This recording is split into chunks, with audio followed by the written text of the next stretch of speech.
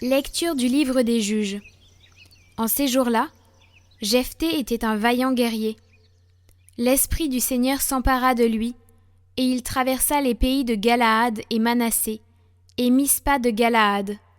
De là il passa la frontière des fils d'Ammon. Jephthé fit alors ce vœu au Seigneur. Si tu livres les fils d'Ammon entre mes mains, la première personne qui sortira de ma maison pour venir à ma rencontre, quand je reviendrai victorieux, appartiendra au Seigneur, et je l'offrirai en sacrifice d'holocauste. Jephthé passa chez les fils d'Ammon pour les attaquer, et le Seigneur les livra entre ses mains. Il les battit depuis Aroër jusqu'à proximité de Ministe, et jusqu'à Abel-Kéramim, soit le territoire de 20 villes. Ce fut une très grande défaite, et les fils d'Ammon durent se soumettre aux fils d'Israël.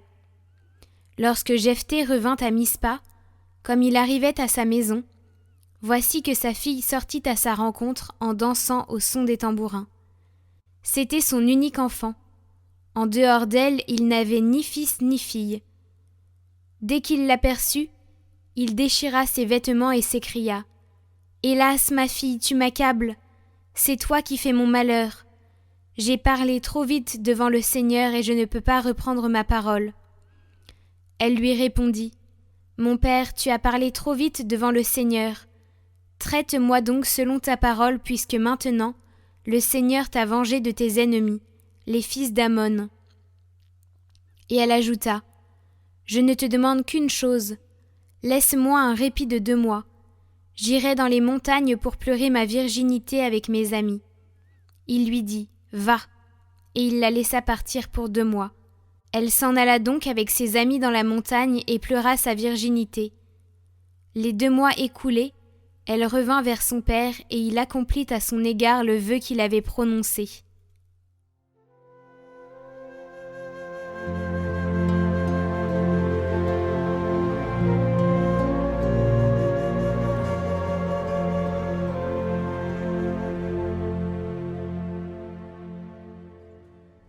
Me voici, Seigneur, je viens faire ta volonté. Heureux est l'homme qui met sa foi dans le Seigneur et ne va pas du côté des violents, dans le parti des traîtres. Tu ne voulais ni offrande ni sacrifice, tu as ouvert mes oreilles. Tu ne demandais ni holocauste ni victime, alors j'ai dit : voici, je viens. Dans le livre est écrit pour moi ce que tu veux que je fasse. Mon Dieu, voilà ce que j'aime. Ta loi me tient aux entrailles. J'annonce la justice dans la grande assemblée. Vois, je ne retiens pas mes lèvres. Seigneur, tu le sais.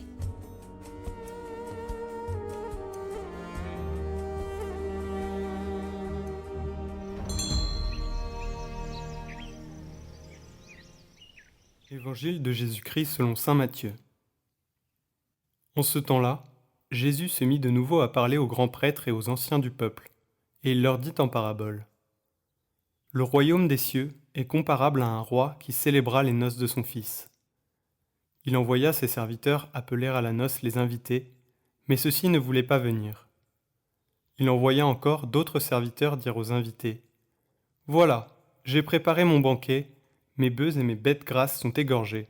Tout est prêt, venez à la noce. » Mais ils n'en tinrent aucun compte et s'en allèrent, l'un à son champ, l'autre à son commerce. Les autres empoignèrent les serviteurs, les maltraitèrent et les tuèrent. Le roi se mit en colère, il envoya ses troupes, fit périr les meurtriers et incendia leur ville.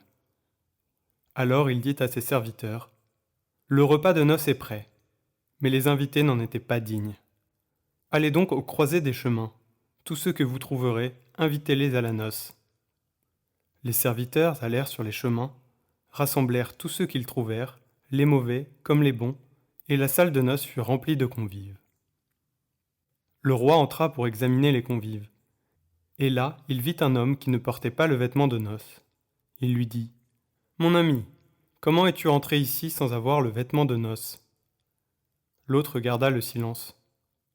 Alors le roi dit aux serviteurs : « Jetez-le, pieds et poings liés, dans les ténèbres du dehors. Là, il y aura des pleurs et des grincements de dents. » car beaucoup sont appelés, mais peu sont élus.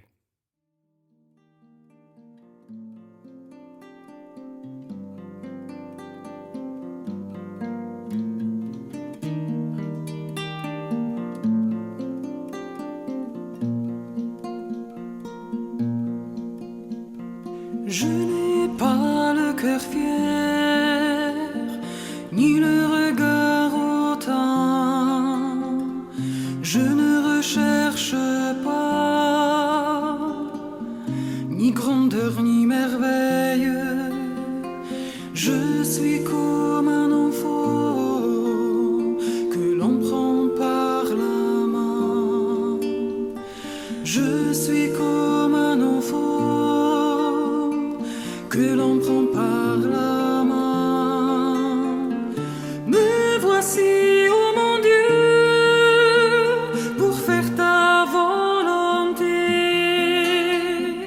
Non pas ce que je veux, mais ce que tu voudras. Me voici, ô mon Dieu, pour n'être plus qu'à toi. Me voici, ô mon Dieu, pour n'être plus qu'à toi.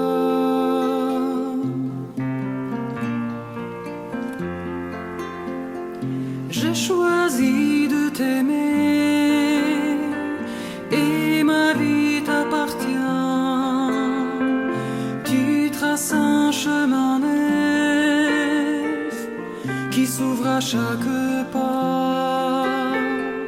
Ma joie c'est d'accomplir ce que tu veux de moi. Ma joie c'est d'accomplir ce que tu veux de moi. Me voici, ô mon Dieu, pour faire ta volonté. Non pas ce que je veux, mais ce que tu voudras.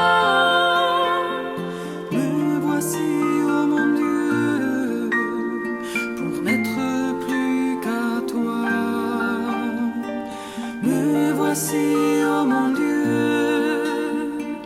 pour n'être plus qu'à toi.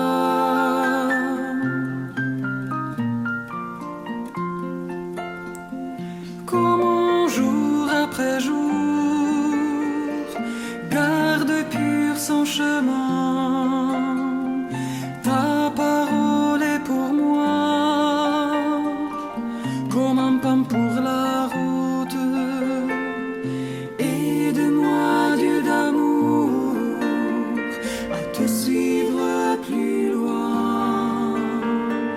Aide-moi, Dieu d'amour, à te suivre plus loin.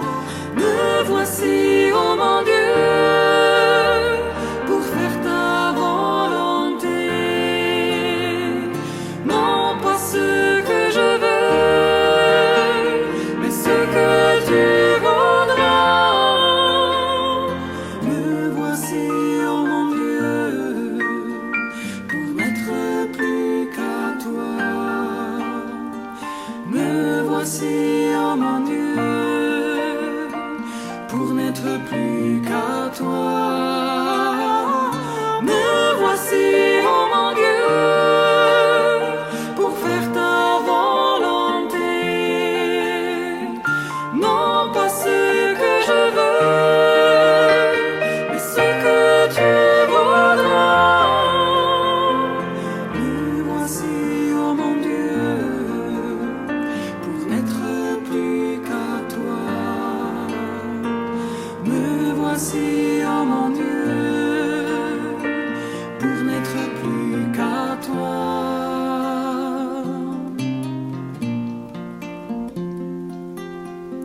Tu es la vérité,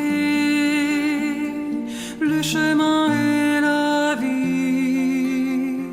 Si je m'éloigne un jour, Seigneur, appelle-moi. Conduis-moi sûrement au lieu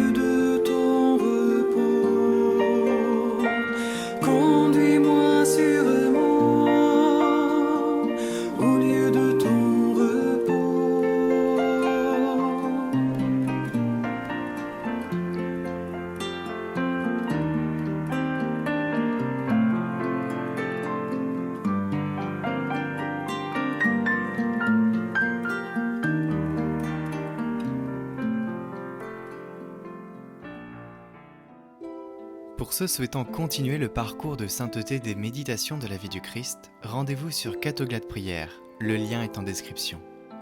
Inspiré de cette vie divine, vous aurez probablement des moments qui vous toucheront. Ces œuvres visuelles sont là pour garder souvenir de cet instant privilégié où le Christ vous a enseigné à travers la plume de Saint Bonaventure et d'autres saints. Elles sont en vente sur notre site internet.